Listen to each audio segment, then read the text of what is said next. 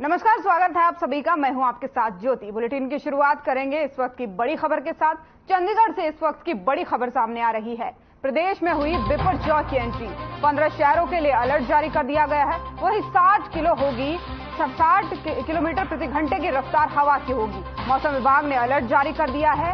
बता दें कि बिपरजॉय की एंट्री हो गई है, जिसमें मौसम विभाग ने अलर्ट जारी कर दिया है। 15 शहरों के लिए अलर्ट जारी किया गया है। 60 किलोमीटर प्रति घंटे की रफ्तार से हवा के चलने का अनुमान बताया जा रहा है। बता दें कि चंडीगढ़ से इस वक्त की ये बड़ी खबर आपको सामने आ रही है। प्रदेश में बिपरजॉय की एंट्री हो गई है। 15 शहरों के लिए फिलहाल अलर्ट जारी कर दिया गया है। 60 किलोमीटर प्रति घंटे की रफ्तार से हवा चलने का अनुमान बताया जा रहा है।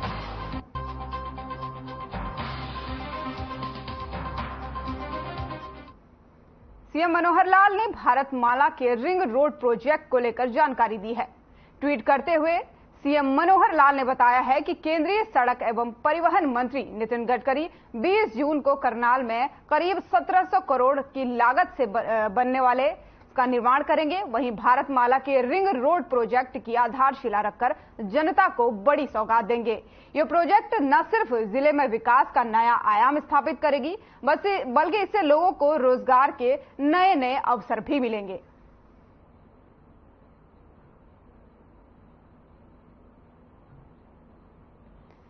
तो ये बड़ी सौगात सीएम मनोहर लाल प्रदेश को देने वाले हैं। भारतमाला प्रोजेक्ट की जानकारी उन्होंने ट्वीट करके दी है। उन्होंने कहा है कि नितिन गडकरी करनाल में इस रिंग रोड की जो है वो आधारशिला रखेंगे, जिसकी जानकारी सीएम मनोहर लाल ने ट्वीट करके दी है।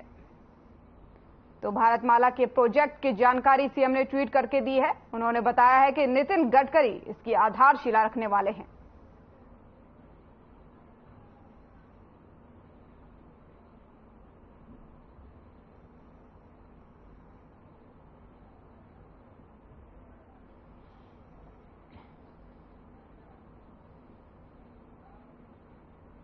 चंडीगढ़ में सीएम मनोहर लाल की अध्यक्षता में हाई पावर परचेज कमेटी की बैठक हुई। बैठक के बाद जानकारी देते हुए सिंचाई विभाग के engineer chief doctor Satbir Kadian ने बताया कि सिंचाई विभाग से जुड़े 3 प्रोजेक्ट को मंजूरी दे दी गई है। साथ ही उन्होंने बताया कि कैथल में लखन माजरा नगर पर पुल बनाया जाएगा। और क्या कुछ उन्होंने कहा है, सुनिए।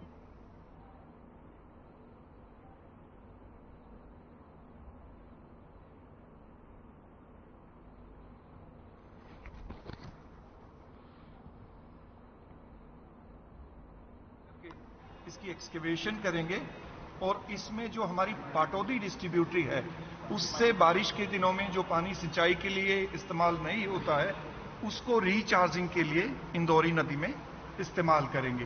3 प्रोजेक्ट हैं। आज माननीय मुख्यमंत्री जी की अध्यक्षता में जो हाई पावर की मीटिंग हुई है उसमें क्लियर कर दिया गया है। इससे लोगों को बहुत फायदा होने वाला है। आज हमारे 3 एजेंडा थे। एक में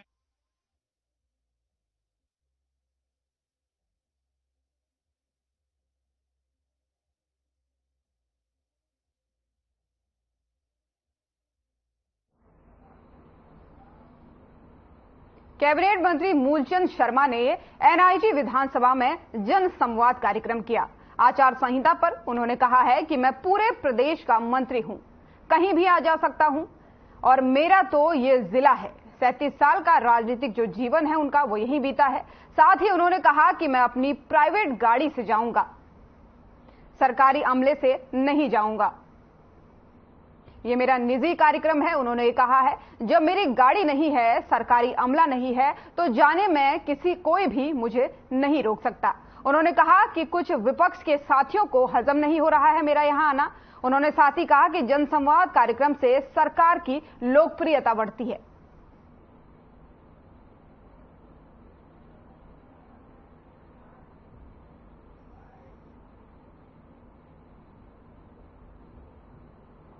मंत्री पूरे प्रदेश का होता है, कहीं जाओ कहीं आओ।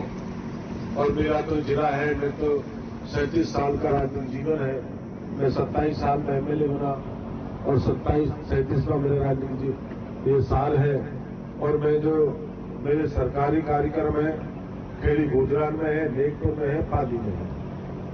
और मेरे जो 3 गांव फतेहपुर तक है, धौजे सरोई है, यह चुनाव है, जिला परिषद के वार्ड नंबर 2 के चुनाव है। मैं अपनी प्राइवेट गाड़ी से जाऊंगा, सरकारी अमले के साथ नहीं जाऊंगा। मेरा अपना निजी कार्यक्रम है, मैं निजी कार्यक्रम के तौर पर जाऊंगा और मेरा कोई सरकारी अमला वहां मिलेगा तो मैं पाली में जाऊंगा।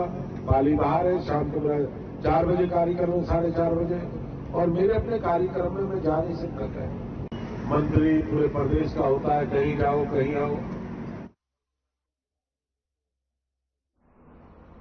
फरीदाबाद के ग्रामीण क्षेत्रों में कल से लगातार कैबिनेट मंत्री मूलचंद शर्मा द्वारा सरकार के दिशा निर्देशों पर जन संवाद कार्यक्रम आयोजित किए जा रहे हैं, ताकि धरातल पर देखा जा सके कि लोगों को मूलभूत सुविधाओं के अलावा उन्हें और क्या क्या समस्याएं धरातल पर आ रही हैं।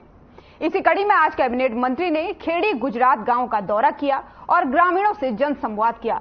इस मौके पर उन्होंने अधिकारियों को भी लताड़ लगाई। साथ ही पत्रकारों से बातचीत करते हुए मूलचंद शर्मा ने बताया कि सरकार के दिशा निर्देशों पर लगातार ग्रामीण क्षेत्रों में जन संवाद कार्यक्रम किए जा रहे हैं, ताकि जनता की समस्याओं का निदान किया जा सके।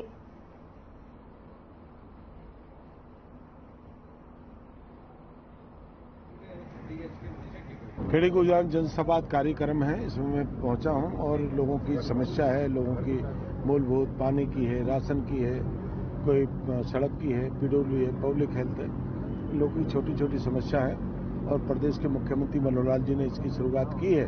और मैं इस संदर्भ में आऊंगी कि आने वाली 25 तारीख को बड़ी रैली अपने गदपुरी टोल पे होने जा वाली है और गदपुरी में प्रदेश के मुख्यमंत्री, केंद्रीय नेतृत्व कृष्णपाल गुर्जर जी, ओम प्रकाश धंग जी, विप्लव देव जी इस रैली में रहेंगे।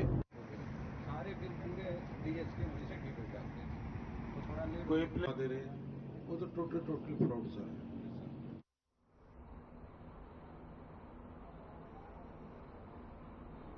फरीदाबाद पृथला विधानसभा से विधायक नयनपाल रावत ने रविवार को पृथला के गांव जहकाला में अमरपुर को करीब 1 करोड़ की सौगात दी, जिसमें सामुदायिक भवन, गलियां, नालियां और साफ सफाई की व्यवस्था को दुरुस्त किया जा सके।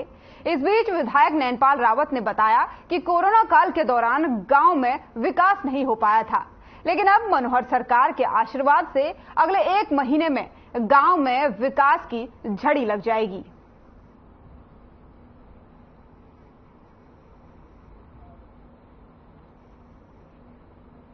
देखिए, कुछ छोटी छोटी सी हमारी सड़कें थी, पुरानी इनकी मांग थी। तो पिछले कुछ समय में लगभग 80 लाख रुपए की जो सड़कें हैं और चौपाल हैं, वो आज हमने कंप्लीट करके अपनी जलाका बस्ती को दे दी। और इसी प्रकार से जैसे हमारे अमरपुर की फिरनी का काम था, जो बहुत समय से पड़ी हुई थी, जिसपे विरोध भी चला हुआ था, तो जितनी वो जगह पड़ी थी उसको हमने आधा कंप्लीट करा दिया। आधे के पैसे आज हम उनको देके जाएंगे। और ये जो हमारी कॉलोनी है, जो गांव से दूर बसी हुई है, जिसमें बीपीएल के परिवार के लोग ज्यादा रहते हैं, गरीब तबके के ज्यादा लोग रहते हैं, तो एक सड़क इनको समर्पित करिए करीब 16 लाख रुपए की। और इसी प्रकार से लगभग 80 लाख रुपए के उद्घाटन। हरियाणा के पूर्व सीएम भूपेंद्र सिंह हुड्डा ने पानीपत में जन संवाद कार्यक्रम किया। इस दौरान भूपेंद्र सिंह हुड्डा का वरिष्ठ कांग्रेसी नेता बुल्ले शाह और कार्यकर्ताओं ने स्वागत किया। उनके साथ कांग्रेस प्रदेश अध्यक्ष उदय भान, कांग्रेस विधायक कुलदीप शर्मा और कांग्रेस के नेता मौजूद रहे। वहीं पानीपत के सेक्टर 11-12 में आयोजित इस कार्यक्रम में हजारों की संख्या में लोग इनके स्वागत करने पहुंचे और वहां पर लोग अपनी समस्याएं लेकर भी पहुंचे, ताकि लोगों की समस्याओं का समाधान किया जा सके।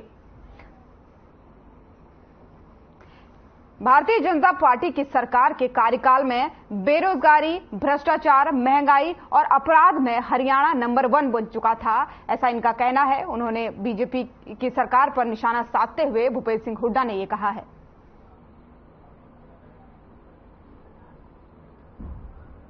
वर्ग के लोग आते हैं, अपनी समस्याएं रखते हैं, चाहे वो वकील हैं, चाहे आपके इंडस्ट्रिस्ट हैं, मनरेगा के हैं, मजदूर हैं, या आपके हैंडलूम के हुए हैं, वो सब आएंगे अलग अलग वर्ग से।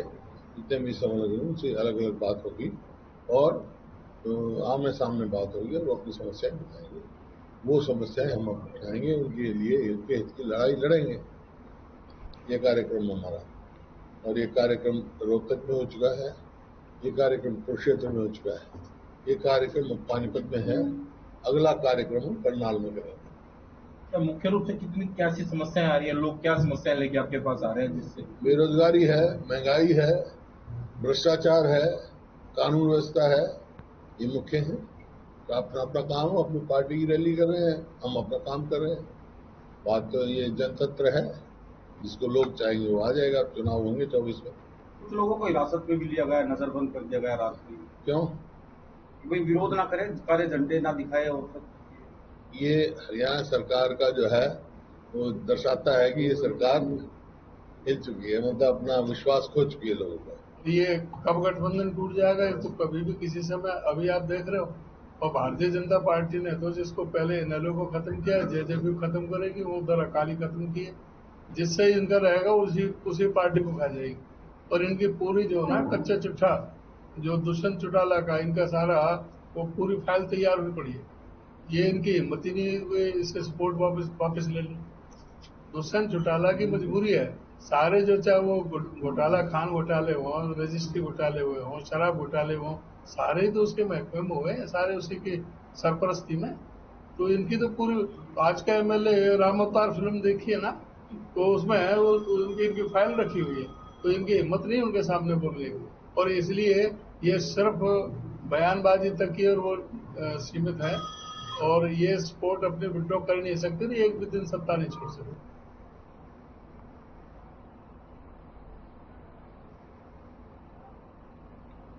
फरीदाबाद में कैबिनेट मंत्री मूलचंद शर्मा का जन संवाद कार्यक्रम हुआ।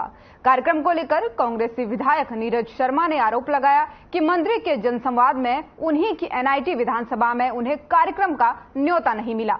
आरोप लगाते हुए उन्होंने कहा कि जिन 3 गांवों में जनसंवाद का कार्यक्रम हुआ वहां आचार संहिता लगी हुई थी। वहीं आचार संहिता के बीच सरकार के जनसंवाद के कार्यक्रम पर भी उन्होंने सवाल उठाए हैं और उन्होंने क्या कुछ कहा है, सुनिए।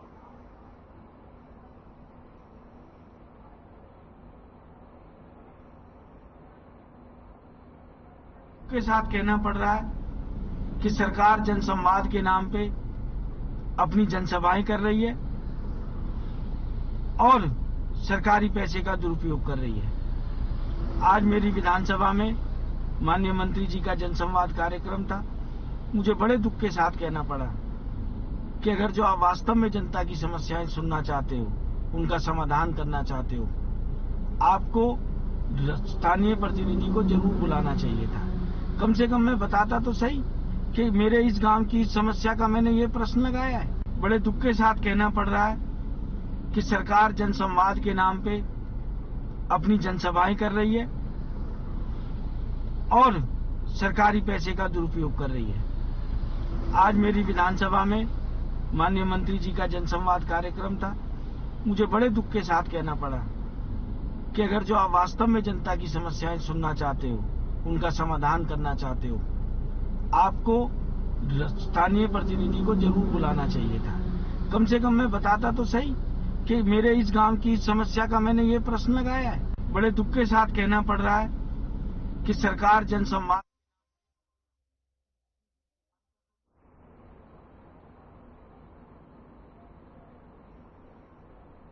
तो कांग्रेस विधायक नीरज शर्मा का आरोप है, उन्होंने बीजेपी पर आरोप लगाया है। कैबिनेट मंत्री मूलचंद शर्मा का जो जनसंवाद कार्यक्रम था, इस दौरान उन्होंने बीजेपी पर आरोप लगाया है। कार्यक्रम को लेकर उन्होंने कई सवाल उठाए हैं। उन्होंने कहा है कि कार्यक्रम में ही उन्हें ही न्योता नहीं दिया गया है। तो कैबिनेट मंत्री मूलचंद शर्मा का जनसंवाद कार्यक्रम था, जिस दौरान बीजेपी पर सवाल उठे हैं। नीरज शर्मा ने कहा है कि उन्हीं को कार्यक्रम में न्योता नहीं दिया गया।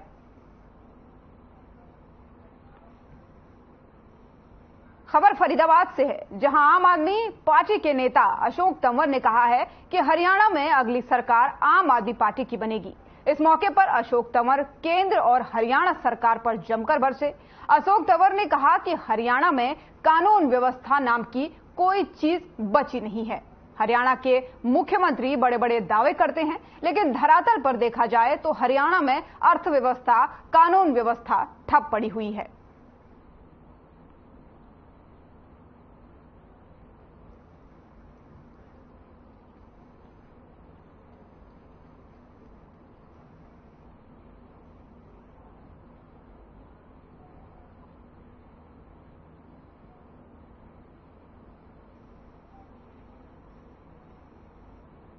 आज जो नए पदाधिकारी बने हैं, जिनको आम आदमी पार्टी हरियाणा ने जिम्मेदारी दी है, उन सभी साथियों का सम्मान समारोह यहाँ के हमारे इकाई ने रखा।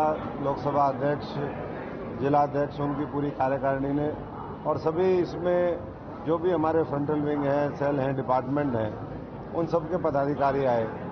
और मैं समझता हूं कि जहां ये इस बात का प्रतीक है कि उनके पुराने किए हुए काम का पार्टी ने सम्मान किया।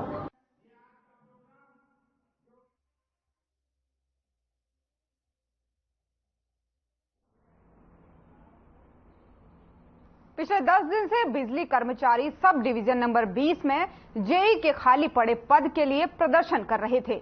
आज बिजली कर्मचारियों की मांग पूरी हुई और उन्होंने अपना धरना प्रदर्शन भी खत्म कर दिया है।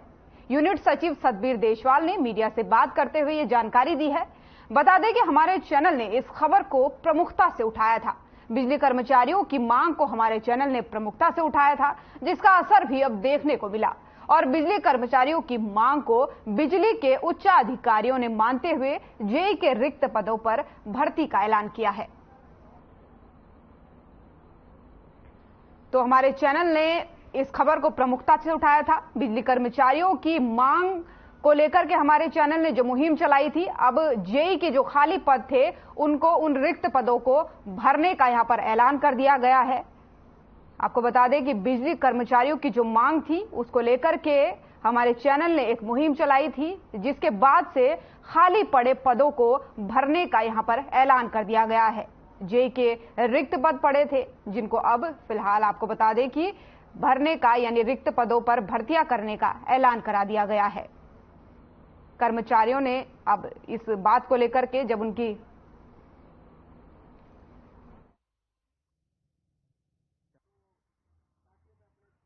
आज हम 10वें दिन का जो धरना हमारा सब डिवीजन नंबर 2 में कर्मचारियों द्वारा जेई की एवज में लगाया जा रहा था, आज हमारा ये शांतिपूर्ण, हम कर्मचारियों का धन्यवाद करने के लिए आए हैं।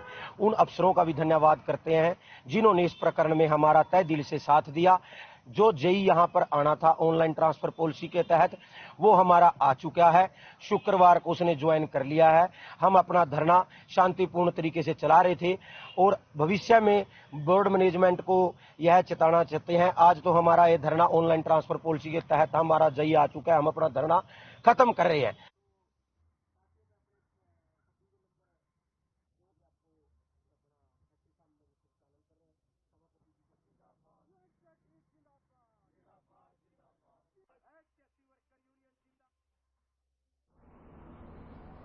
एशियन यूथ नेटबॉल चैंपियनशिप में भारत की महिला टीम ने उम्दा प्रदर्शन किया है। महिला खिलाड़ियों के उम्दा प्रदर्शन की बदौलत एशियन यूथ नेटबॉल चैंपियनशिप में भारत ने ऑल ओवर 5वीं रैंक हासिल की है।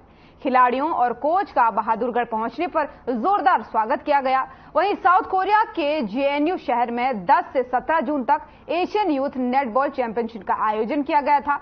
इस प्रतियोगिता में कई सारी टीमों ने हिस्सा लिया था, जिसके बाद से महिलाओं के उम्दा प्रदर्शन के बदौलत भारतीय टीम ने ऑल ओवर 5वीं रैंक हासिल कर ली है।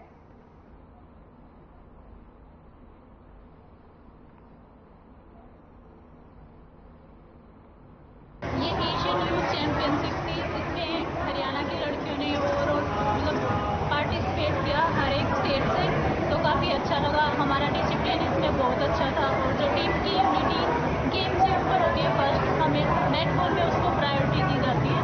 हरिओम कौशिक जो नेटबॉल को चला रहे हैं, जिन्होंने स्टार्ट किया है, तो इनमें उनका बहुत बड़ा हाथ है और हमारे कोचेस, तो बहुत अच्छा रहा है। प्रतियोगिता एशियन यूथ नेटबॉल चैंपियनशिप थी, जो कि साउथ कोरिया जोंजू में हुई थी 10 से 17 तारीख को। इसमें हम इंडिया से 12 लड़कियों ने पार्टिसिपेट करा था और हमारे साथ 6 ऑफिशियल गए थे। यहाँ तक सबसे बड़ा सहयोग हमारा मिस्टर हरिओम कौशिक सर का है, जो कि NFI के चेयरमैन है, नेटबॉल फेडरेशन ऑफ इंडिया के चेयरमैन है। हमारा खर्चा पानी सभी हरिओम सर के द्वारा दिया गया।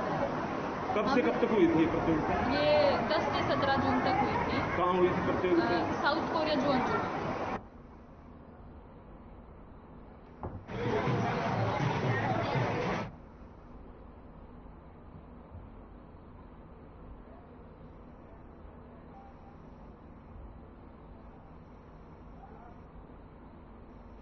21 जून को अंतर्राष्ट्रीय योग दिवस है।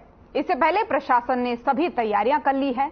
3 दिन लगातार पहले भी योग रिहर्सल की गई थी, लेकिन आज अंबाला कैंट में 90वें अंतर्राष्ट्रीय योग दिवस पर pilot rehearsal war heroes stadium में की गई, जिसमें एसडीएम सत्येंद्र सिचाव मुख्य रूप से पहुंचे, जिन्होंने दीप प्रज्वलित कर पायलट रिहर्सल की शुरुआत की और खुद भी सभी के साथ योग किया।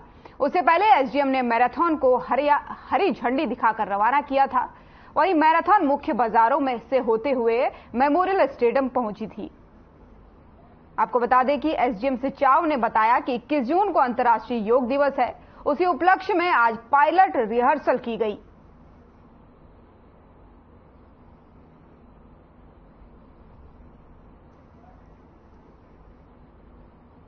अंतर्राष्ट्रीय योग दिवस के कार्यक्रमों में से एक, जिसमें मैराथन भी है आज, इसमें स्कूली बच्चे इन्होंने पार्टिसिपेट किया है और इसके बाद आज योग का प्रोटोकॉल भी होगा, रिहर्सल भी होगा। कितने को बच्चों ने आज पार्टिसिपेट किया? ये लगभग 300 बच्चों ने इसमें पार्टिसिपेट किया। के गांव छपार में एक युवक की करंट लगने से मौत हो गई। युवक अपने ही खेत में ट्यूबवेल चलाने गया था। उसी दौरान करंट लगने से उसकी मौत हो गई। पुलिस के अनुसार गांव छपार निवासी हितेश पुत्र सुरेंद्र आज सुबह अपने खेत में गया था। उस दौरान उसने अपने ट्यूबवेल चलाने के लिए जैसे ही स्विच दबाया, उसे जोरदार करंट लग गया, जिसके बाद से पुलिस ने शव को कब्जे में लेकर फिलहाल पोस्टमार्टम के लिए भेज दिया है और पुलिस ने मृतक के परिजनों की दरखास्त पर मामले को हादसा मानते हुए दर्ज किया है।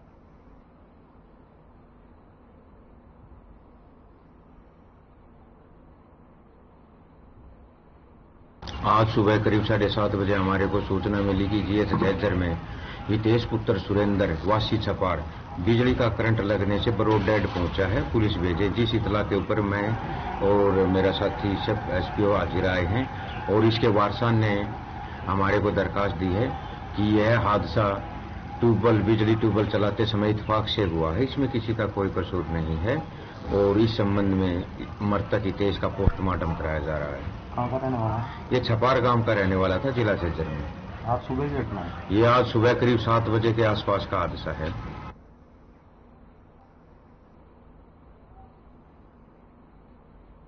जुलाना क्षेत्र में जेजेपी की पहली रैली का आयोजन किया जा रहा है। 2024 के चुनाव को देखते हुए सभी पार्टियों ने अपनी कमर कसनी शुरू कर दी है। वहीं प्रदेश में भाजपा और जजपा की सरकार चल रही है, लेकिन चुनावी दौरों को देखते हुए दोनों पार्टियां अपनी अपनी तैयारियों में लगी हुई हैं, जिसको लेकर जजपा ने सभी लोकसभा क्षेत्र में अपनी चुनावी रैली करने का ऐलान किया है। ऐसे में सोनीपत लोकसभा क्षेत्र में जुलाना विधानसभा क्षेत्र की पहली रैली 2 जुलाई को जुलाना में की जाएगी, जिसको लेकर के जुलाना के विधायक अमरजीत डांडा और जजपा के प्रदेश वरिष्ठ नेता केसी बांगड़ सहित अन्य नेताओं ने रैली स्थल का दौरा किया है और रैली स्थल का जायजा भी लिया है। इस दौरान नेताओं ने कहा कि आने वाला समय जजपा का होगा।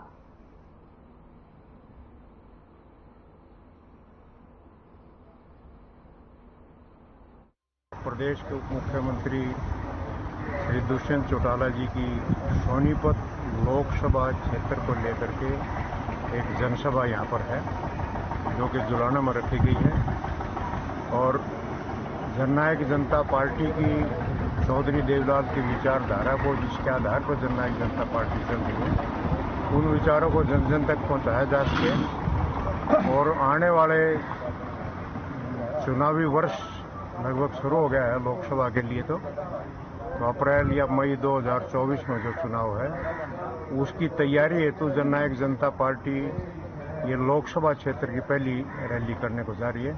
2 जुलाई को पूरी पार्टियां स्वागत करने के लिए सारी टीम तैयार है और हंगा लागे रैली करने को जनसलाप करना है। जितने भी 3.5 साल में विकास पहले किए हैं, जो लोगों की मुख्य मांग थी, उसमें उन्हें कहना जो पेपर देना है तो पेपर दिए गए 3.5 साल का सभी नेतृत्व में काम करे, जनहित के सामने काम करे और उसके नेतृत्व में डिप्टी सिंह साहब का, राष्ट्रीय चौटाला जी का, प्रदेश निशान सिंह जी, पूरी पार्टी का धन्यवाद भी करेंगे और पूरे जोश के साथ यहाँ पर लगाएंगे। जो मांगे अधूरी हैं उन्हें पूरा करवाना काम करेंगे।